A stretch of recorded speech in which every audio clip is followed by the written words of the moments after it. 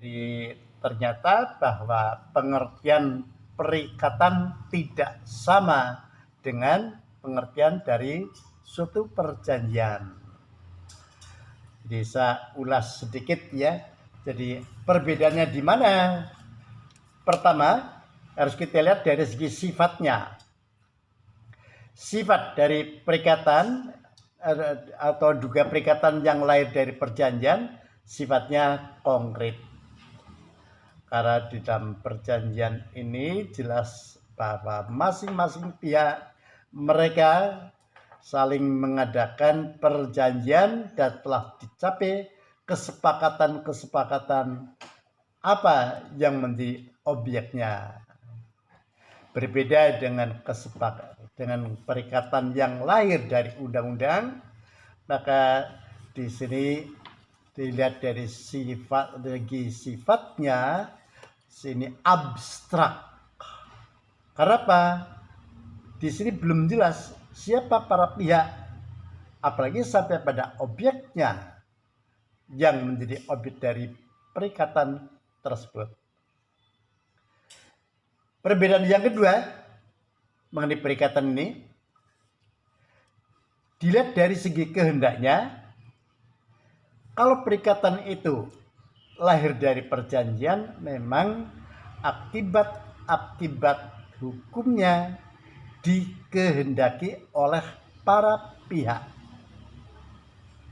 Misalnya seorang A dengan seorang B mengadakan jual beli secara leasing, maka siapa lesornya dan siapa lesinya dan apa yang menjadi objeknya. Memang dari objeknya ini ada kehendak dari pihak lesi untuk segera menggunakan dari barang-barang modal itu sebagai alat untuk menjalankan usahanya. Berbeda dengan perikatan yang lahir dari undang-undang, ini timbulnya adalah justru di luar kehendak dari para pihak. Di luar kehendak dari para pihak. Jadi sebutlah misalnya sebenarnya adanya subjek pajak yang menjadi kewajibannya membayar pajak tertentu sejumlah sedemikian rupa, ini sebenarnya kebesarannya tidak dikehendaki, sehingga banyak yang masih melakukan penawaran atas pajak itu. Jadi di sini di luar kehendak dari para pihak. Yang ketiga, dilihat dari segi keberlakuannya. Kalau perikatan ini lahir dari perjanjian, maka hanya berlaku terhadap pihak-pihak yang mengadakan perjanjian itu. Berbeda dengan perikatan yang lahir dari undang-undang, ini sifatnya umum. Siapa sih pihak-pihaknya? Tidak jelas. Semua berlaku untuk semua orang, bukan pada setiap subjek hukum. Dan keempat, dilihat dari segi kedudukannya. Kalau perikatan yang lahir dari perjanjian, kedudukan para pihak ini seimbang. Dengan kedudukan yang seimbang di sini, sehingga dimungkinkan akan dapat terjadinya suatu tawar-menawar antara para kedua belah pihak ya. Ini tentang apa sih dan bagaimana sih bentuknya, berapa lamanya, cara pembayarannya, dan sebagainya. Tapi berbeda kalau perikatan itu lebih, kalau dari undang-undang, kedudukan salah satu pihak ini lebih tinggi dari pihak yang lain. Dan yang terakhir ada dilihat dari segi sanksi atau ancaman hukumannya. Kalau perikatan ini perikatan yang lahir dari perjanjian, aspek sanksi ini adalah telah disepakati sebelumnya. Tidak pernah ada sanksinya itu hukuman mati atau di penjara, itu enggak ada. Paling di sini adalah berupa tuntutan ganti kerugian. Berbeda dengan perikatan yang lahir dari undang-undang, dilihat dari segi sanksinya, ya sanksinya memang lebih berat bandingkan sanksi yang diatur dalam perjanjian. Karena dimungkinkan adanya sanksi terhadap pihak yang tidak melaksanakan dari apa yang telah ditentukan oleh salah satu pihak yang kedudukannya lebih tinggi, ya telah mengatur apa sanksinya. Mungkin dikenakan penjara atau penahanan dan sebagainya. Itulah sekilas bagaimana untuk membedakan mengenai perikatan yang lahir dari perjanjian dan perikatan yang lahir dari undang-undang. Jelas ya di sini. Dengan memperhatikan dari RPS, materi selanjutnya adalah mengenai perbuatan melanggar hukum. Perbuatan melanggar hukum. Sebagaimana disebutkan di dalam 1365 BW, yang disebut dengan perbuatan melanggar hukum adalah tiap perbuatan melanggar hukum yang membawa kerugian kepada orang lain, mewajibkan orang yang karena salahnya menerbitkan kerugian, ia wajib mengganti kerugian tersebut. Inilah rumusan di dalam 1365. Sehingga dengan memperbandingkan dari hukum perikatan yang terdahulu sampai masalah sanksi, maka sengketa-sengketa di dalam privat ini hanya ada dua kemungkinan. Apakah berupa ban prestasi ataukah merupakan suatu perbuatan melanggar hukum. Kalau di sini didasarkan pada perikatan dan definisinya di atas, ini diawali adanya suatu perjanjian. Diawali dengan adanya perjanjian. Tapi kalau perbuatan melanggar hukum di sini tanpa adanya suatu perjanjian, tapi orang karena salahnya menimbulkan kerugian kepada orang lain, maka ia wajib mengganti kerugian tersebut.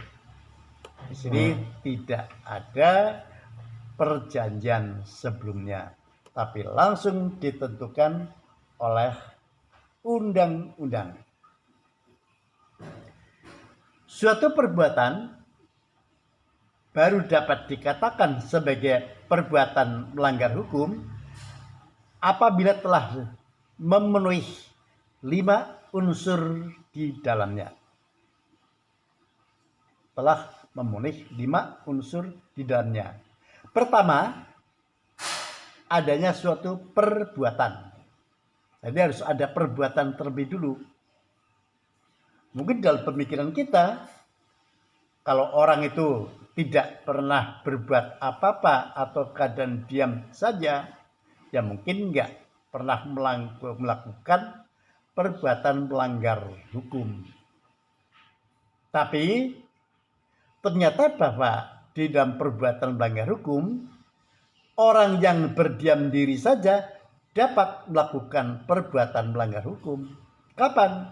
Yaitu apabila menurut hukum ia seharusnya melakukan perbuatan tersebut.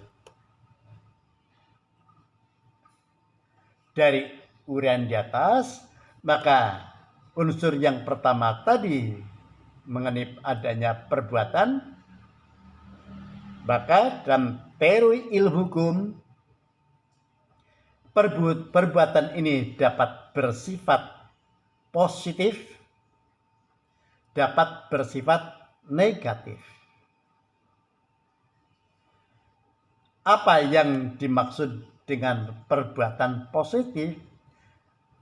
Perbuatan positif adalah suatu perbuatan yang dilakukan dengan cara menggerakkan badannya. Perbuatan yang dilakukan dengan cara menggerakkan badannya. Misalnya, seseorang mahasiswa mendatangi PA-nya,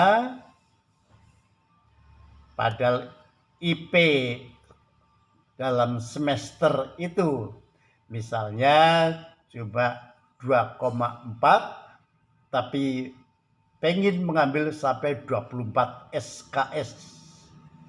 Ya sudah barang tentu PA-nya tidak menyetujui. Disarankan ya jangan mengambil sampai 24 SKS, ambillah 15 SKS. Nanti kalau IP sudah tinggi, boleh mengambil beban studi yang lebih banyak lagi. Mahasiswa karena kehendaknya ditolak, keluar sambil membanting pintu. Ini kasus yang pernah terjadi ya.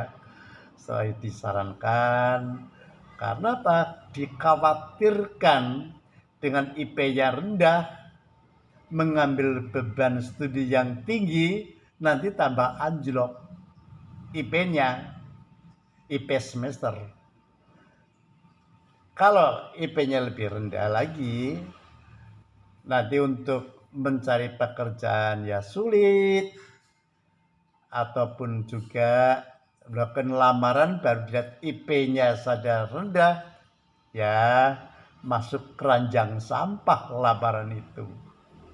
Padahal menghendaki mereka para lulusan ini mendapat IP yang tinggi dan dapat pekerjaan yang bagus atau melaksanakan usaha-usaha dengan baik. Paling tidak dengan IP yang tinggi memberikan gambaran bahwa sang mahasiswa tersebut mempunyai kemampuan terhadap bidang tertentu. Itulah menggerakkan badan. Tapi juga ada perbuatan yang dengan tanpa menggerakkan badannya. Misalnya, seorang petugas penjaga palang pintu kereta api. Kayak kemarin saya baru dari Bogor, melihat adanya suatu kecelakaan. Begitu kereta api yang sudah membunyikan sirenenya, dia akan lewat. Tapi sang petugas ini tidak bergegas untuk menutup pintu, sehingga terjadi kecelakaan. Mobil tersebut sampai terlempar sekian jauh. Ini pihak petugas adalah karena tidak menggerakkan badannya, tidak segera menutup palang pintu ini, petugas PJK ini salah. Jadi menurut hukum mestinya ia segera menutup palang pintu kereta api ini dengan harapan akan terhindar dari suatu kecelakaan. Jadi di sini ada perbuatan yang sifatnya positif dan negatif. Negatif tidak menggerakkan badannya. Padahal menurut hukum seharusnya ia melakukan perbuatan itu. Unsur yang kedua yaitu melanggar hukum. Melanggar hukum. Seperti kita ketahui, sebenarnya BW kita bukan hanya dari Belanda. Belanda pun bersumber pada Code Sipil Prancis.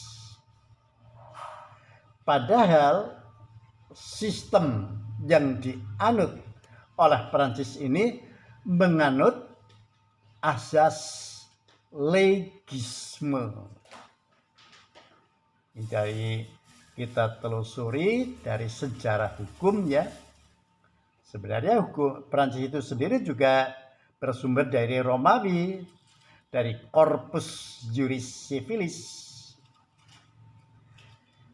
Karena adanya asas yang diikuti oleh Prancis ada asas legisme, artinya tidak ada undang hukum yang bentuknya tidak tertulis. Jadi yang disebut dengan hukum itulah yang bentuknya tertulis. Saya ulangi di sini, ini penting sekali kuncinya. Tidak ada hukum yang tidak tertulis. Jadi apa yang dikatakan hukum ini harus dalam bentuk tertulis. Di negara manapun, perkembangan dalam masyarakat ini jauh lebih cepat daripada perkembangan hukum. Perkembangan masyarakat jauh lebih cepat dari perkembangan hukum. Sehingga di sini untuk mengikuti ngatur setiap perbuatan hukum ini, hukum akan selalu tertinggal dan tertatih-tatih untuk mengikuti perkembangan masyarakat. Jadi gambarannya kalau perbuatan di dalam masyarakat ini digambarkan sebagai suatu deret ukur, tapi perkembangan hukum seperti deret hitung. Jadi makin lama makin panjang, makin banyaknya adanya perbuatan-perbuatan ini yang ternyata tidak diatur oleh hukum. Apa akibatnya? Akibatnya di sini bahwa banyak perbuatan-perbuatan yang bertentangan di dalam norma masyarakat tapi tidak dapat dihukum karena tidak dituangkan dalam bentuk tertulis. Dengan kata lain, inilah yang disebut dengan onwet matehdat. Dengan adanya onwet matehdat, justru sebaliknya di sini bukan menciptakan ketertiban masyarakat, membina keselamatan masyarakat, tapi justru menimbulkan kegalauan di dalam masyarakat. Karena apa? Yaitu banyak perbuatan-perbuatan orang yang bertentangan dengan norma kebiasaan dalam masyarakat, tapi ternyata tidak dapat dihukum karena belum ada undang-undangnya. Sebagai contoh, adanya jurisprudensi Waterliden Arrest yang di dalam sejarahnya ini bahwa di Belanda terdapat rumah susun, yaitu ditempati yang di bagian bawah oleh keluarga A dan yang di atas oleh keluarga B. Suatu ketika terjadi kebocoran dari rumah tangga B yang di atas. Pertamanya rembes, kemudian air jalan terus sehingga netes, mulai netes, rumah tangga A yang di bawah ini memberitahukan kepada rumah tangga B yang di atas, mohon supaya diperbaiki karena dengan adanya tetesan-tetesan air yang makin lama makin kencang ini sangat mengganggu terhadap rumah tangga yang di bawah. Itu rumah tangga A. Tapi apa jawaban dari rumah tangga yang di atas itu? Loh, ini rumah saya sendiri, kok Anda ikut campur tangan? Sehingga teguran ini sampai 2-3 kali oleh rumah tangga A, yang pada akhirnya kebocoran itu juga memang makin deras. Bertepatan dari keluarga A yang di bawah ini ada acara keluar sehingga rumah kosong. Begitu pulang, ternyata air sudah menggenang dan banyak perabotan-perabotan yang menjadi rusak. Yang pada akhirnya Bapak A itu minta ganti kerugian kepada B karena barang-barang yang rusak ini. Tapi B ternyata tidak mau menggantinya, dan hal inilah yang menimbulkan ketidaktertiban masyarakat. Karena tidak terselesaikan secara kekeluargaan, sehingga si A ini mengajukan gugatan ganti kerugian kepada pengadilan. Ternyata oleh pengadilan tingkat pertama, gugatan A ini ditolak. Karena apa? Tidak ada undang-undangnya atau belum ada undang-undang yang mengaturnya. Ini akibat dari asas atau paham legisme. Karena undang-undang belum mengaturnya, gugatannya ditolak. Tidak puasnya si A mengajukan banding kepada pengadilan tinggi. Ternyata apa? Bahwa pengadilan tinggi pun di sini putusannya adalah mengukuhkan pada pengadilan tingkat pertama.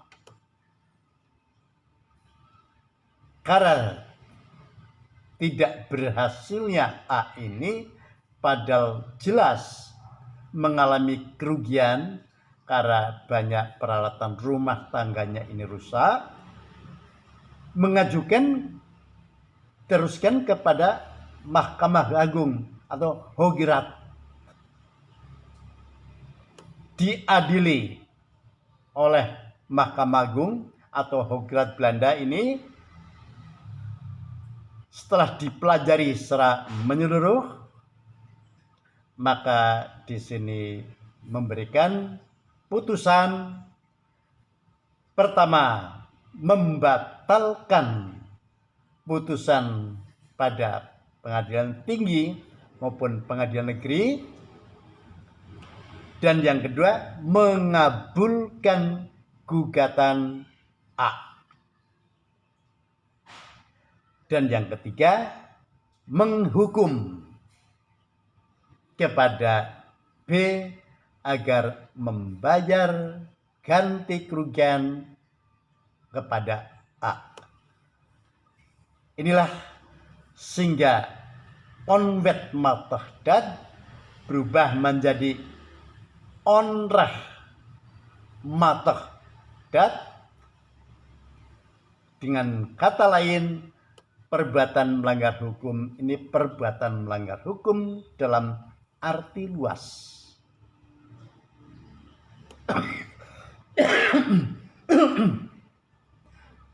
Pada perbuatan melanggar hukum dalam arti sempit,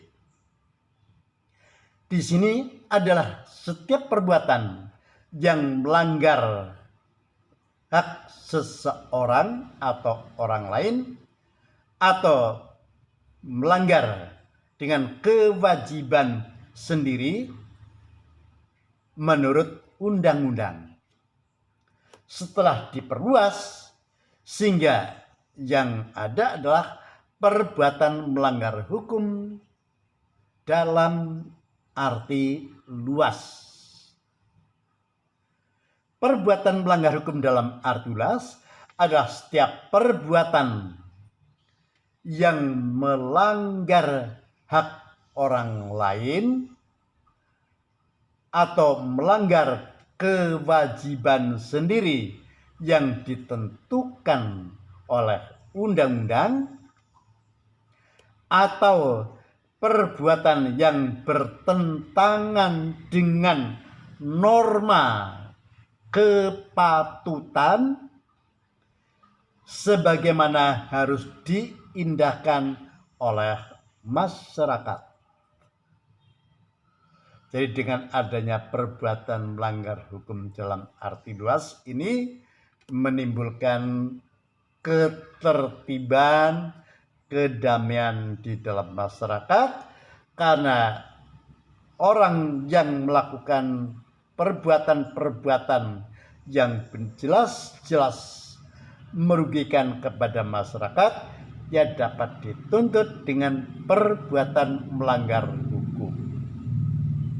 Sehingga prakteknya kalau kita perhatikan Indonesia, pasal 1365 ini diibaratkan sebagai pasal keranjang sampah. Setiap orang yang mengalami suatu kerugian yang tidak didasarkan atas satu perjanjian masuknya pada 1365. Sehingga setiap adanya kerugian dia dapat menuntutnya. Dengan dikabulkannya permohonan ini, sehingga kembali lagi masyarakat akan menjadi tertib, dan dari kasus water leading arrest ini menjadikan jurisprudensi. Karenanya kedudukannya di sini adalah sebagai sumber hukum, bukan hukum, tapi sebagai sumber hukum, di mana dapat diperoleh bahan-bahan hukum untuk dapat diterapkannya di dalam masyarakat. Inilah sumber hukum. Kenapa jurisprudensi?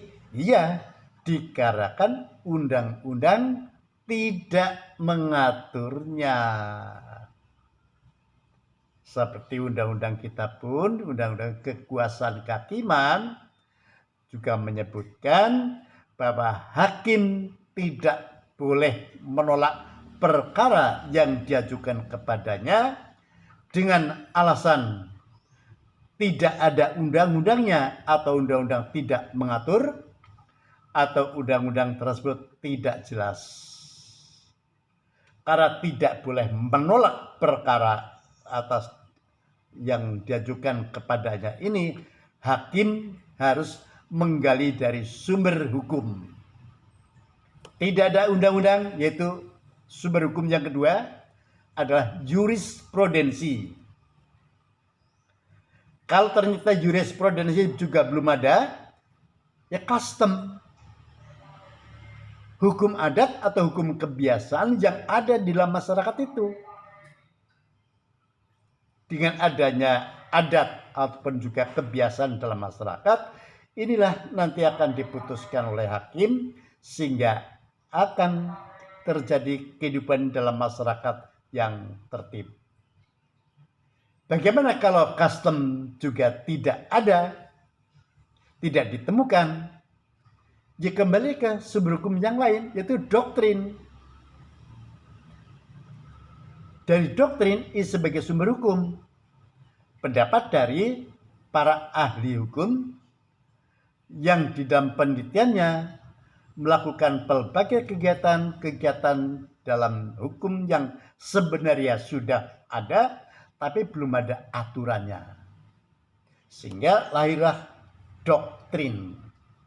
Tapi berbeda kalau suatu penelitian ini dilakukan oleh misalnya pengajar ataupun juga lembaga-lembaga penelitian lainnya, maka yang dilahirkan ini adalah berupa doktrin.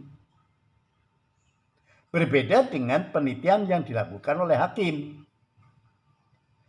Kalau penelitian yang dilakukan oleh hakim kaitannya suatu perbuatan yang dihadapi, inilah untuk diterapkan, sifatnya aspek praktis. Itulah yang bedakan dalam penelitian. Yang ketiga, yaitu adanya kesalahan. Unsur yang ketiga, kesalahan. Seperti kita lihat di dalam 1365, karena sebagai kesalahannya menimbulkan kerugian. Jadi harus terlebih dulu dinyatakan yang bersangkutan ini adalah bersalah. Kesalahan yang terjadi itu yang ada ini bisa terjadi apakah karena kekhilafan atau mungkin dikarenakan adanya suatu kesengajaan. Walaupun terjadi adanya kekhilafan ataupun juga kesengajaan, maka dalam hukum privat ini maka di sini pihak yang dirugikan tetap akan dapat menuntut tuntutan ganti kerugian. Kalau dasarnya adalah khilafan, di sini khilafan itu tetap mempertanggungjawabkan apa yang telah dilakukannya oleh yang bersangkutan. Yaitu ia misalnya mengendarakan kendaraannya sambil ngobrol atau sambil main HP sehingga nyerempet orang lain. Maka orang lain tersebut yang diserempet ini bisa menjadi luka dan sebagainya. Maka ini karena kesalahan disebabkan dari suatu kekhilafan. Tapi kesalahan yang memang disengaja itu adanya unsur niat. Dengan adanya niat ini menimbulkan kerugian kepada orang lain. Jadi adanya suatu kesengajaan untuk bisa di sini menimbulkan suatu kerugian orang lain. Itu kesalahan. Yang ketiga, yang keempat ada kerugian. Pada dasarnya kerugian ini dapat dibedakan adanya kerugian yang sifatnya material dan kerugian yang sifatnya immaterial. Kerugian yang sifatnya material pada dasarnya ada suatu kerugian yang mudah dinilai dengan uang. Misalnya ada sebuah bis sedang lewat, tapi ia kena bola golf. Ini kasusnya di Rawamangun, sehingga kaca bis ini pecah. Sudah barang tentu dan dapat dibuktikan dan disaksikan bahwa si penyelenggara golf ini bersalah. Kenapa tidak dipasang jaringan-jaringan yang di atas? Ya dituntut dan wajib membayar ganti kerugian. Ini mudah dihitung berapa kerugiannya. Ya, harga kaca sudah standar, dapat diketahui oleh umum. Dan yang kedua, berapa biaya pemasangannya. Karena bis ini menjadi tidak beroperasi, berapa kebiasaan yang ia peroleh setiap harinya. Inilah material, pada dasarnya mudah untuk diperhitungkan. Tapi berbeda dengan kerugian yang sifatnya immaterial. Kalau kerugian yang immaterial ini sudah sangat tergantung kepada pihak yang dirugikan. tergantung pada pihak yang dirugikan. Sebagai contoh misalnya, hanya sebagai contoh ya, kebiasaan, karena saya pernah mengalami di Surabaya, teman saya suatu ketika karena udah lama nggak ketemu, begitu bertemu, masih hidup kau, dancok nih. Itu hal yang biasa. Itu bukan sebagai suatu penghinaan. Karena memang demikian akrabnya. Ini nggak bisa nuntut ganti kerugian. Tapi pada di samping itu juga ada kerugian-kerugian yang dialami oleh seorang yang pada dasarnya dapat menuntut ganti kerugian apakah melalui perdata ataupun pidana. Sebagai contoh misalnya masalah kasus penghinaan. Yang itu tadi juga penghinaan, tapi bukan termasuk sebagai penghinaan yang dimaksudkan menghina seseorang, tapi kata-kata masih hidup kau dan sebagainya, itu karena demikian akrabnya. Dengan adanya tuntutan-tuntutan ini, kalau ternyata bahwa yang dirugikan ini menghendaki adanya materi, tuntut saja melalui 1372, tuntutan ganti kerugian. Tapi kalau yang dikehendaki adalah kepuasan batin, maka yang dituntut melalui pidana. Karena mengenai penghinaan juga diatur dalam pidana, kalau kita perhatikan dari 310 dalam hukum pidana. Sehingga yang akan dituntut ini yang mana? Kebutuhan dari ekonomi atau kepuasan batin. Jadi penghinaan ini dapat dilihat dari kedua aspek ini. Sehingga memang adalah sangat tepat kalau pegawan hukum kita, Prof. Sunaryati Hartono, sering mengatakan bahwa antara hukum privat dan hukum publik ini hanya dapat dibedakan tetapi sulit untuk dipisahkan. Ini karena orang yang sama dapat menuntut dari sisi mana ia menghendakinya. Unsur yang kelima, kausalitas atau sebab akibat.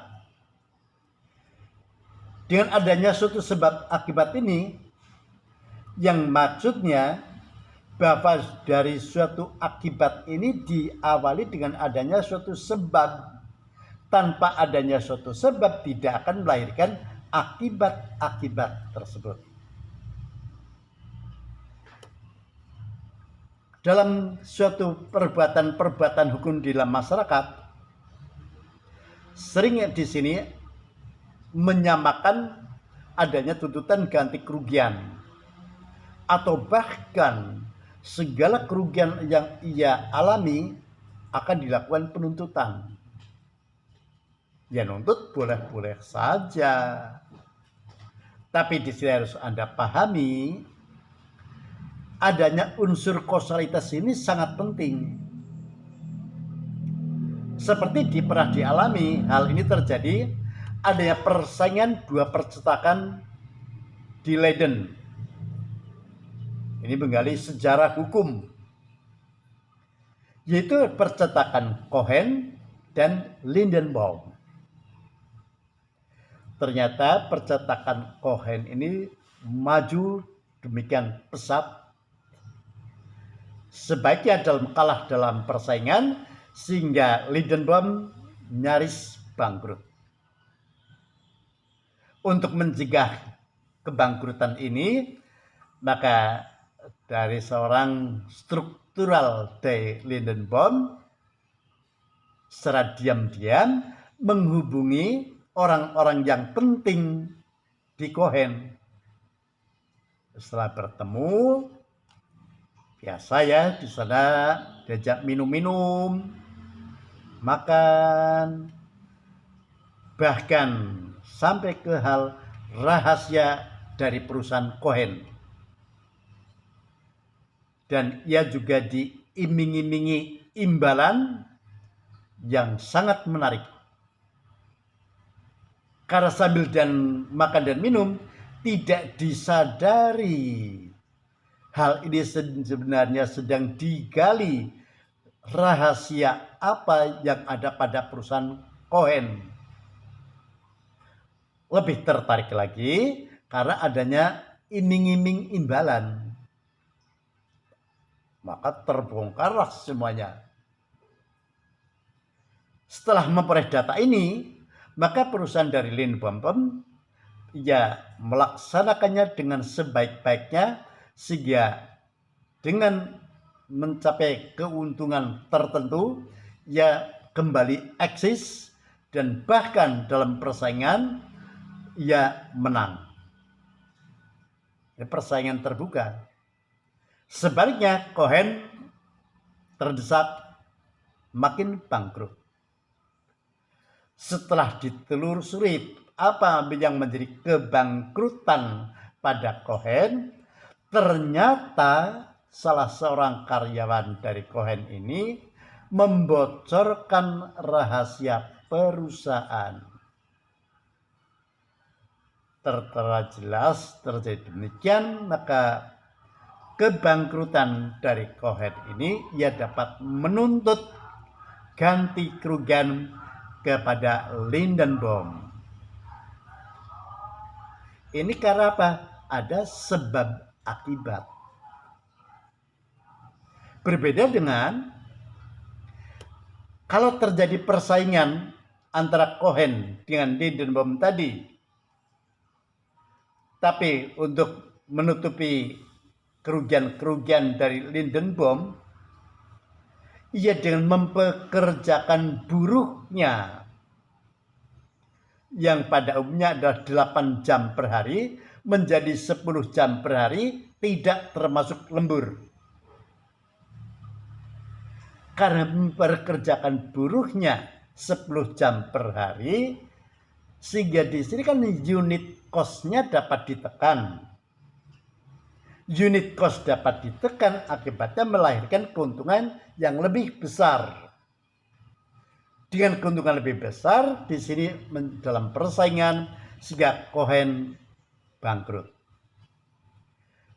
Kebangkrutan Cohen pada peristiwa yang kedua ini tidak dapat menuntut ganti kerugian kepada Lindenbaum. Tidak bisa, karena tidak ada sebab akibatnya. Yang dikerjakan oleh Lindenbaum di sini, yang dirugikan bukan si Cohen, tapi buruhnya. Buruhlah yang dapat menuntut kepada Lindenbaum untuk membayar yang selisih 2 jam per hari ini. Inilah harus hati-hati di dalam akan melakukan penuntutan ganti kerugian. Ya memang pada dasarnya kalau kita merujuk pada 1365, orang yang menimbulkan kerugian ini wajib membayar ganti kerugian kepada orang yang dirugikan tersebut.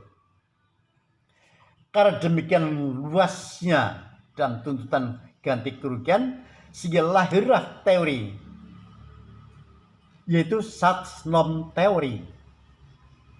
Dalam Satznorm teori ini, maka adanya tuntutan ganti kerugian ini betul-betul ada relevansinya antara suatu perbuatan dengan adanya kerugian. Betul-betul bahwa dari suatu akibat ini timbul disebabkan adanya suatu sebab. Tanpa adanya suatu sebab tidak akan melahirkan suatu akibat. Inilah yang dimaksud dengan oleh teori Saltnom teori. Dengan adanya kerugian-kerugian tersebut, bagaimanapun juga akan menuntut tuntutan siapa yang harus bertanggung jawab. Oleh karena itu harus dipelajari secara menyeluruh mengenai teori pertanggungjawaban sehingga mana yang harus diterapkan. Menurut sarjana hukum ahli hukum dari Jerman yaitu von Bury membuat dua teori mengenai pertanggungjawaban, yaitu pertama conditio sine qua non. Conditio sine qua non.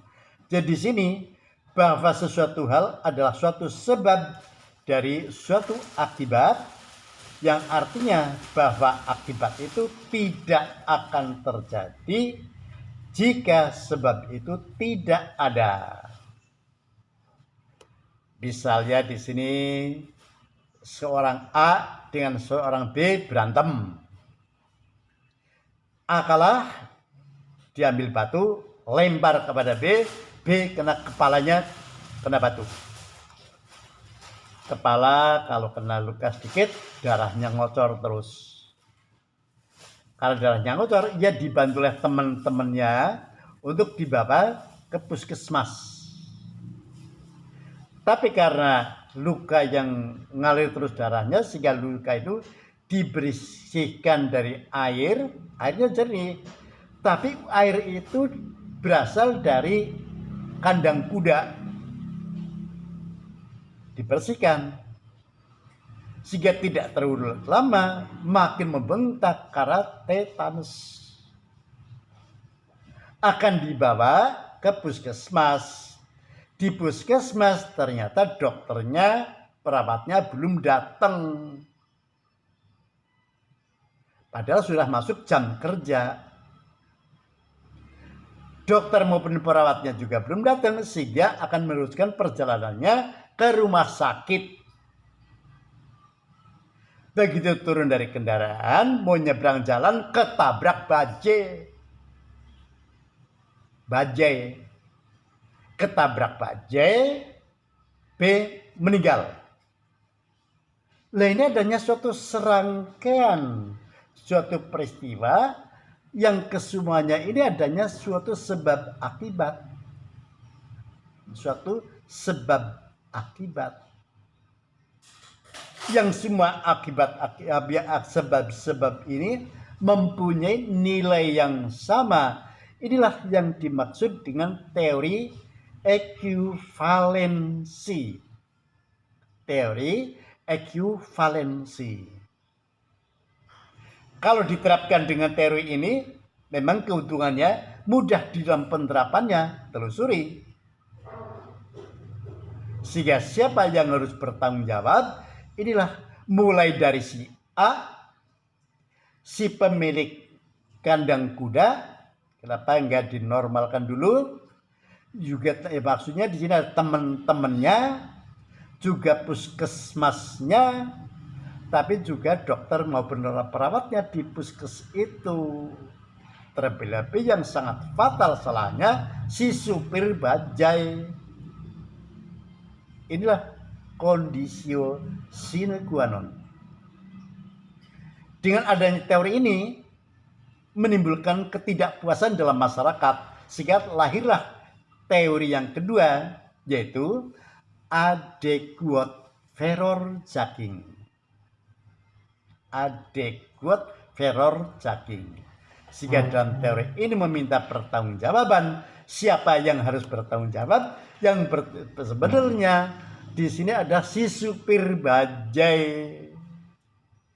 Dengan demikian, si supir bajai lah yang menyebabkan kematian B, ia harus bertanggung jawab atas perbuatannya ini.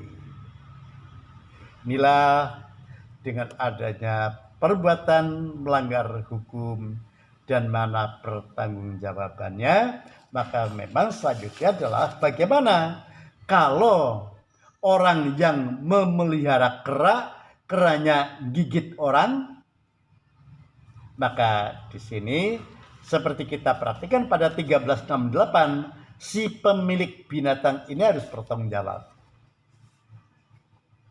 Tapi bagaimana kalau seorang anak ia sedang belajar motor nabrak tukang bakso, maka ya orang tua atau si wali dari anak itu harus bertanggung jawab atas kerugian si tukang bakso. Seperti diatur pada 1367. Demikian pula kalau ada seorang lewat, tiba-tiba kejatuhan genting yang runtuh, maka yang bertanggung jawab ini adalah si pemilik rumah ini.